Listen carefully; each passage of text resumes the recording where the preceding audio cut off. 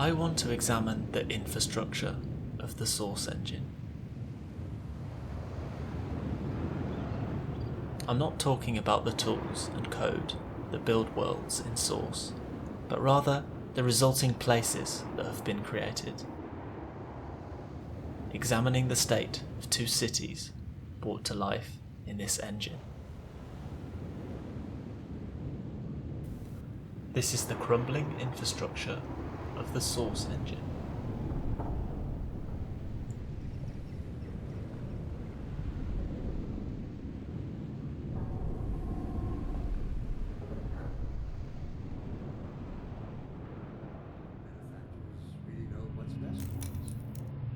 Gives them the right to make this kind of decision for mankind. City 17 is caught between the past and the present. A recognisable European coastal city has been claimed by the parasitic alien force of the Combine. In the main square, a historical monument is adorned with a huge screen broadcasting propaganda. Key streets are blocked by hulking barriers and energy fields. Railway cars pile up in waterways. Highways are littered with burnt-out vehicles, road tunnels have collapsed, and even the sea is in regression, leaving beaches where jetties lean out precariously over dry rock.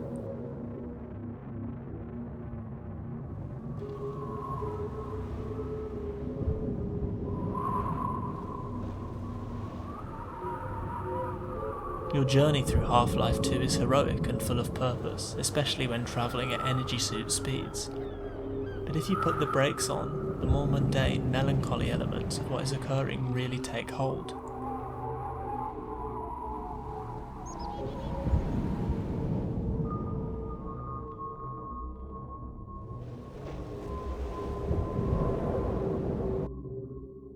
But Gordon Freeman's journey is a propulsive one, and Valve's preference for first-person storytelling mean that you stay firmly in his shoes, almost always in control, always the hero. Despite humanity being conquered, Half-Life 2 wants you to feel powerful enough to reverse this, to be a messianic figure, the anti-citizen one, Gordon Freeman, as famous as you are quiet.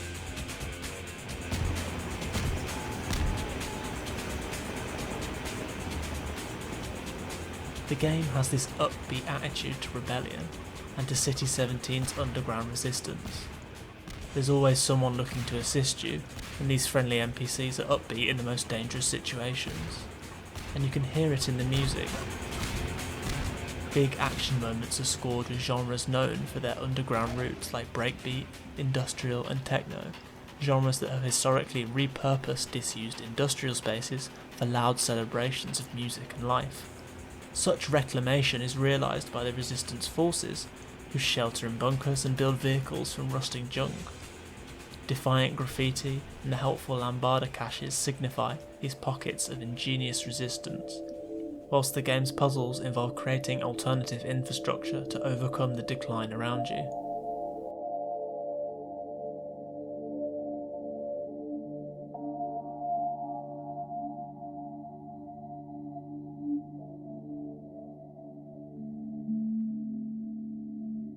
Half-Life 2 contrasts this rebellious spirit against its disquieting backdrop, and there's a tension between your movement and a harsh real world that drives the overarching plot. Gordon's influence is directed by the shadowy G-Man, and for all your good intentions, you are still beholden to something larger than yourself.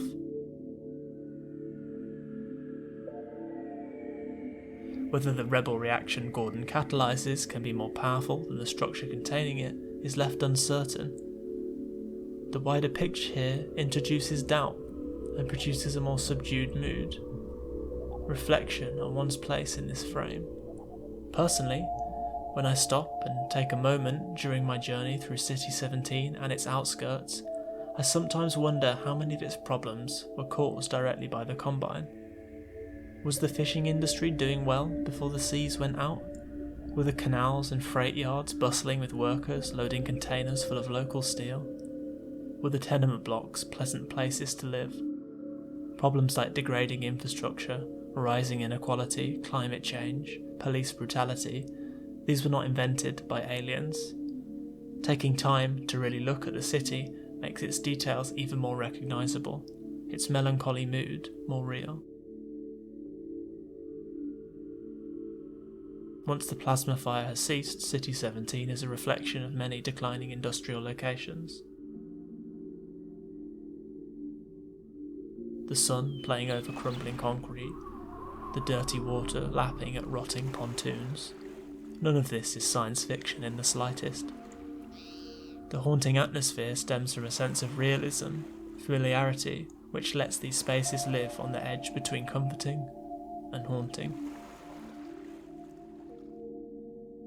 Half-Life 2 reminds me of Watercolours by Arthur Lockwood. Lockwood was an artist who documented urban and industrial scenes, particularly those around Birmingham, which was his hometown, and is also mine.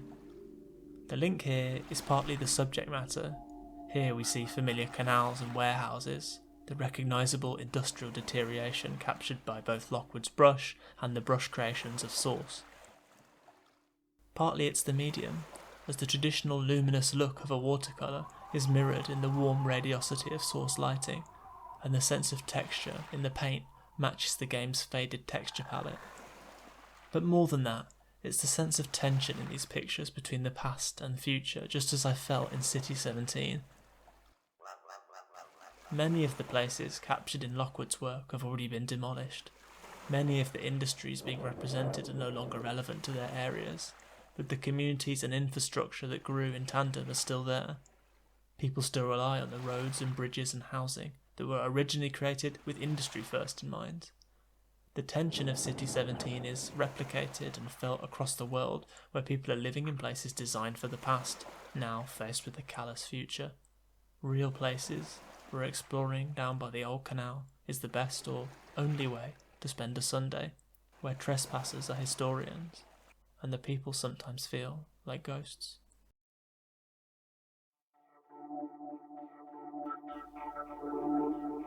In the years after Half-Life 2's release, the Source engine became one of the most prolific creative tools ever made.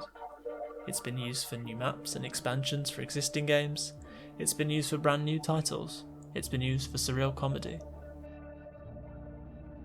The accessibility of the Source infrastructure meant that more people than ever were using a game engine to create their work, and it also meant that many of the elements of foundational games like Half-Life 2 were permeating into a new host of compositions. At the same time as Source's toolset was empowering users, the sort of infrastructure degradation presented in Half-Life 2 was becoming even more newsworthy. In a 2009 documentary on infrastructure titled The Crumbling of America, a New York commuter explained that when she drove to work, she always kept a screwdriver in her pocket. Twice a day, she crossed the Hudson River using the 3-mile-long Tappan Zee Bridge, and twice a day she felt it shift under her car. Sometimes she could see the water below through holes in the bridge, gaps where chunks of concrete had simply fallen the 140 feet into the river. She carried a screwdriver so that, in the event of the bridge giving way and her Honda being plunged into the Hudson, she would, as she tells the documentary crew, hopefully be able to punch my way out a window. Her fear wasn't just based upon her own experiences. 2 years prior, the I-35W bridge in Minneapolis had collapsed during rush hour, killing 13 people and injuring 145 others. Those responsible for New York's Tappan Zee Bridge insisted there was no danger of similar failure, and that regardless there was no money to spend on a replacement. Behind closed doors, the state governor's office referred to it as the Hold Your Breath Bridge. These sort of cynical calculations over the state of American infrastructure were growing, as structures such as the Tappan Zee Bridge, which was built in 1955 and designed to last a maximum of 50 years, battled against their age and increasing amounts of traffic. The powerlessness of the general populace is expressed clearly in citizens like the screwdriver-wielding commuter, who felt it more realistic to prepare for an action set-piece in the Hudson than to expect any improvements to the infrastructure dictating their lives.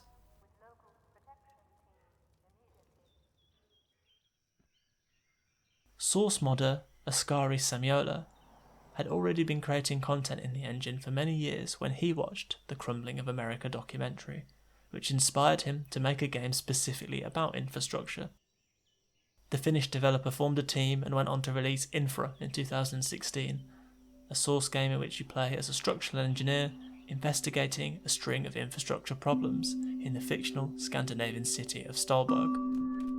Infra's inspirations are clear. The opening level's brightly sterile modern office building matches the facades of many of Valve's scientific facilities, and the industrial sites that follow are in the classic Source industrial style. Infra wants players to take a closer look at the decline evident in its power plants and waterways. Gameplay involves searching for faults to photograph at each location. Despite the American documentary which had begun the project, the developers used similar European landscapes as seen in Half-Life 2, and instead of an alien threat, Infra takes players on a more routine route to its civic underbelly. In fact, the turbine halls and factory floors you explore in Infra are eerily quiet. Whilst the office you begin in has employees chatting idly in the lobby, the key pieces of infrastructure you are sent to inspect are deserted. The developers have taken full advantage of the melancholy aspects of Source, maximising this lonely feeling by putting you in these huge spaces that should be teeming with the people who keep the city running, but are instead empty. The lack of workers feels almost less like the people have quit their jobs, and more as if the very neglect you are documenting has caused the staff, as well as the buildings, to erode and fade away.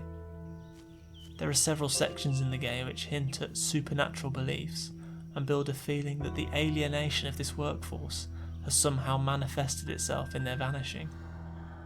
The strange tense beauty of Infra's industrial picture is heightened by this lack, as if the people in its watercolour have dissolved into the canvas. The awe and unease go hand in hand with the mundane details that remain, the whiteboards of idle in-jokes and notebooks of operational advice, things left for a next shift that never came. Instead of Half-Life's defiant resistance graffiti, walls bear scrawls ranging from pessimistic to illegible.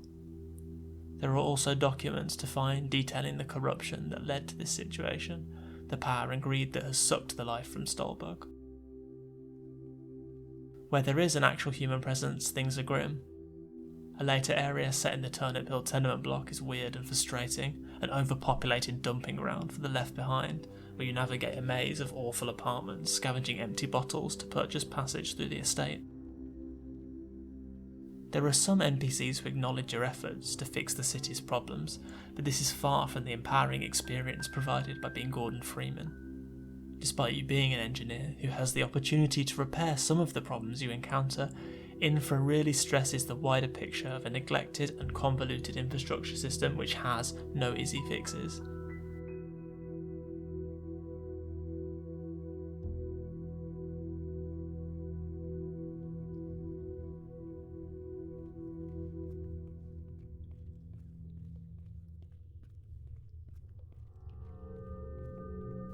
Over the game's many hours and miles, it bathes you in the strange tension of these huge haunted locations.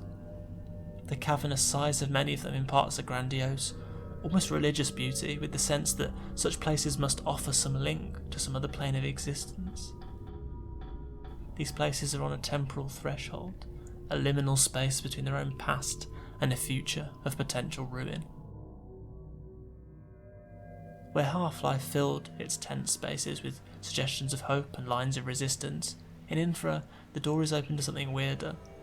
Luminous mushrooms glow with strange light in its abandoned vaults, and as people are left behind, something unknown comes to fill their place.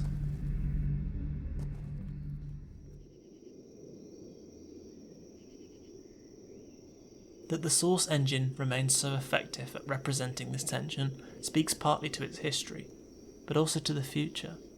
In a strange mirror of the theme, it is now Source which is growing old without a true replacement. No other engine has managed to be so accessible, and as such Source continues to be used, often still capturing that same mood, that same City 17 feeling. Other engines have technical capabilities allowing worlds more dazzling and incredible, but none have that same relatability I found in Source. Whilst New York's Tappan Zee Bridge was replaced in 2017, the old span demolished explosively, the follow-up engine Source 2 has yet to see a full release accessible to all. So for now, Despite changes to the creative scene and the shifting landscape of game creation, many will continue to make content in Source 1, working at that junction between past and possible future, keeping their worlds from fading away. Whether it's Stolberg, Birmingham, City 17, New York, any place new or old, where you can feel the pull between life and infrastructure intertwined in a tense knot.